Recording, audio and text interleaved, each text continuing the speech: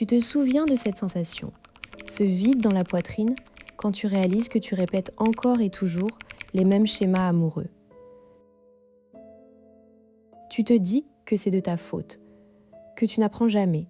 Mais si je te disais que ce n'est pas un défaut de caractère, mais une blessure qui se soigne, une trace laissée par ton enfance, encodée dans ton système nerveux bien avant que tu saches dire « je t'aime ». Et surtout, une trace qui peut être effacée. Aujourd'hui, on va décortiquer l'attachement traumatique de l'enfance. Pas avec des généralités, mais avec des mécanismes précis issus de la recherche en psychologie.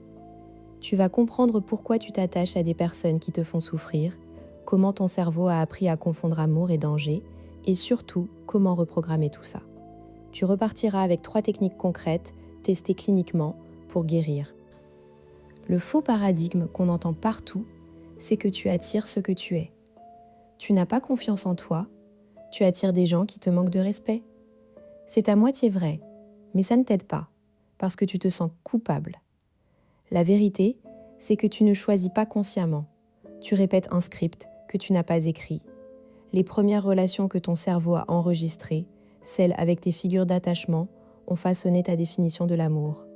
Si l'amour dans ton enfance était imprévisible, mêlé à de la peur ou du rejet, ton cerveau a appris que l'amour, ça ressemble à ça. Et il va recréer les mêmes conditions, encore et encore, pour se sentir en terrain connu.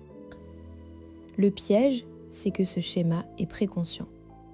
Quand tu rencontres quelqu'un de stable et sécurisant, tu peux te sentir ennuyé, pas d'étincelle, parce que ton système nerveux associe l'amour à l'adrénaline, pas à la paix. C'est pour ça que les personnes toxiques te semblent magnétiques. Tu confonds excitation et amour. Le mécanisme caché s'appelle l'attachement traumatique. C'est le lien qui se forme quand la personne qui te procure du réconfort est aussi celle qui te fait peur. L'exemple classique, un parent qui est parfois chaleureux, parfois violent, parfois absent. Ton cerveau apprend à rester connecté coûte que coûte, car la survie dépend de ce lien. Et ce mode de survie, tu le transportes dans tes relations adultes. La chercheuse Marsha Linehan, dans ses travaux sur le trouble de personnalité borderline, a montré comment les traumatismes d'attachement précoce créent une hypersensibilité au rejet et une difficulté à réguler les émotions en couple. Mais la bonne nouvelle, c'est que le cerveau est plastique. Les connexions neuronales peuvent être modifiées. Prenons un cas concret. Claire, 34 ans, architecte d'intérieur à Lyon. Brillante dans son métier, mais en amour, c'est le chaos. Son dernier partenaire, Julien, était imprévisible. Parfois attentionné, parfois il disparaissait pendant une semaine sans explication. Claire se sentait anxieuse, guettait ses messages, se sentait soulagée quand il revenait. Cette montagne russe d'émotions, elle la confondait avec de la passion. En thérapie, elle raconte son enfance, son père, absent, et sa mère. Dépressive. Quand sa mère avait de l'énergie, elle était hyper présente, fusionnelle. Sinon, elle ignorait Claire. Claire a appris que pour recevoir de l'amour, elle devait constamment s'adapter, lire l'humeur de l'autre, mériter l'attention. Aujourd'hui, avec Julien, elle refait exactement ça. Chaque fois qu'il part, elle panique. Chaque fois qu'il revient, elle est euphorique. C'est un cycle de récompense intermittente, le même mécanisme que celui des machines à sous. Et socialement, on appelle ça de la passion. Après la rupture, elle se sent vidée, en manque, comme un sevrage. Elle ne comprend pas pourquoi elle ne peut pas passer à autre chose. La réponse, c'est que son cerveau est devenu dépendant de ce cycle. Les travaux de Linehan montrent que les personnes ayant subi un attachement traumatique ont souvent besoin de valider leur existence par l'autre et que la peur de l'abandon déclenche des réactions émotionnelles intenses. Claire a commencé un travail de guérison en comprenant que ce n'était pas de la passion, mais une addiction à un modèle familier. Comment appliquer ça à ta vie ? Observe tes relations passées. Y a-t-il un motif ? Des partenaires imprévisibles, distants ou au contraire trop collants ? Est-ce que tu te sens attiré par des personnes qui te font douter de leur affection ? Ou est-ce que tu es celle qui joue au chaud et froid pour garder l'autre accroché ? Ces schémas sont les indices. La prochaine fois que tu ressens ce coup de foudre pour quelqu'un qui te semble inaccessible, demande-toi, est-ce que c'est de l'amour ou est-ce que mon système nerveux reconnaît un terrain familier ? Les conséquences de cet attachement traumatique, c'est une vie amoureuse instable, des ruptures douloureuses et une impression de ne jamais être assez bien. Tu passes ton temps à essayer de réparer, contrôler ou fuir. Mais surtout, tu passes à côté de l'amour véritable, celui qui est stable, rassurant et prévisible. Parce que cet amour-là, il met du temps à s'installer. Il ne provoque pas de montée d'adrénaline. Mais il est profond. Alors concrètement, comment guérir ? Voici 3 techniques. Technique 1. Le journal des moments de vulnérabilité. Chaque jour, note un moment où tu as ressenti une émotion intense en lien avec une relation, peur de perdre, besoin de validation, colère.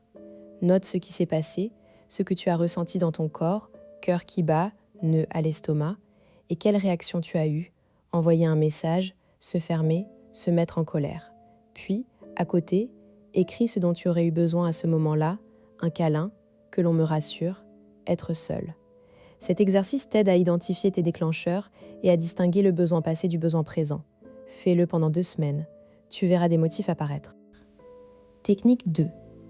La reprogrammation par le corps. L'attachement traumatique est stocké dans le corps, pas seulement dans la tête. Quand une situation déclenche ta peur de l'abandon, ton corps réagit. Tension, respiration courte. Au moment où tu sens cette activation, arrête-toi. Mets la main sur ton cœur. Respire profondément pendant 30 secondes. Puis dis à voix haute « Je suis en sécurité maintenant ». Cette sensation est un souvenir, pas la réalité. Cela active le système parasympathique et envoie un signal de sécurité à ton cerveau. À force, ton corps apprendra à ne plus réagir automatiquement. Technique 3. La lettre non envoyée à ton enfant intérieur. Écris une lettre à toi-même enfant entre 5 et 10 ans. Décris ce que cet enfant a vécu, valide sa douleur et dis-lui les mots qu'il aurait eu besoin d'entendre. Tu n'as pas à mériter l'amour. Tu es aimable tel que tu es. Ce n'était pas de ta faute. Ne l'envoie pas. Lis-la à voix haute, comme si tu parlais à cet enfant. Cela crée une nouvelle narration, plus douce, et permet de réparer la blessure d'attachement de l'intérieur. Tu te dis peut-être, mais je n'ai pas eu une enfance traumatisante, juste des parents imparfaits. C'est précisément le cas de la majorité des gens. L'attachement traumatique n'est pas réservé aux abus sévères. Une insécurité émotionnelle chronique, un parent trop anxieux ou trop distant, ça suffit. Tu n'as pas besoin d'avoir vécu une tragédie pour que ton système d'attachement soit affecté. Et tu te dis peut-être aussi « je ne peux pas changer, c'est trop ancré ». C'est faux, le cerveau change. La neuroplasticité est réelle. Ça demande du temps, de la pratique, mais les connexions neuronales se modifient chaque fois que tu fais un choix conscient différent. Alors, souviens-toi de Claire, de ce vide dans sa poitrine qu'elle croyait être de l'amour. Aujourd'hui, elle est en couple depuis 2 ans avec un homme stable et prévisible. Au début, elle s'ennuyait, mais elle a compris que cet ennui était en fait de la sécurité.